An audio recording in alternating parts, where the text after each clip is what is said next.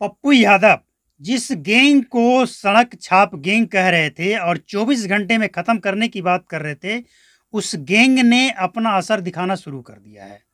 जिस कानून की छूट की दुहाई देकर वो 24 घंटे में इस गैंग को समाप्त करने की बात कर रहे थे, उसी गैंग से अब पप्पू यादव को धमकियां मिल रही है। सिर्फ भारत से ही नहीं, विदेशों से भी।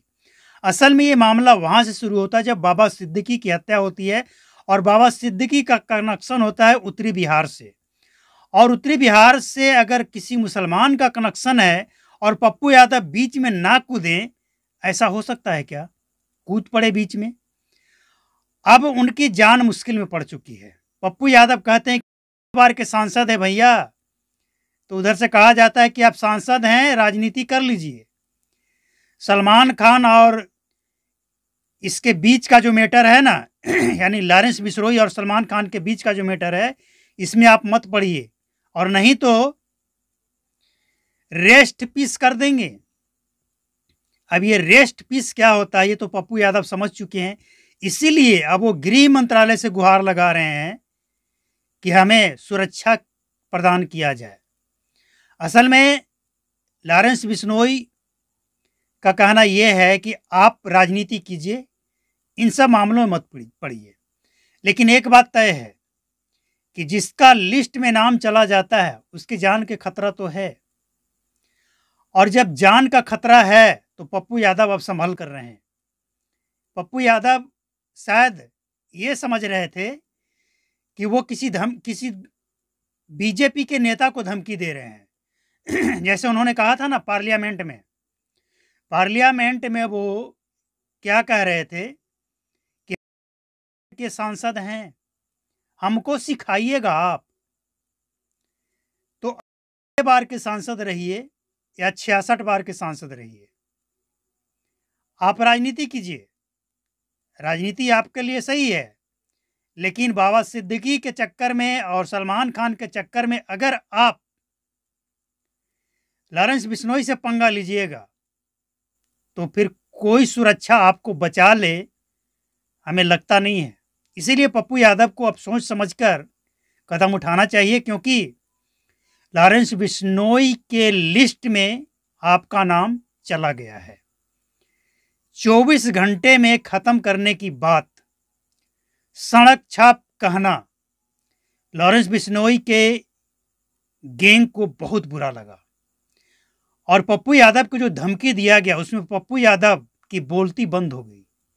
पप्पू यादव ये बोलते हुए देखे जा रहे हैं कि हम 6 बार के सांसद हैं।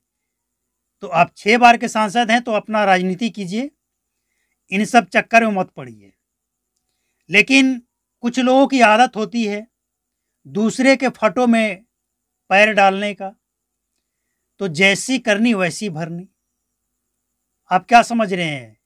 बिहार के कुछ वो लोग हैं जिसको धमकी दे दिए कि हम पप्पू यादव हैं और वो डर गया।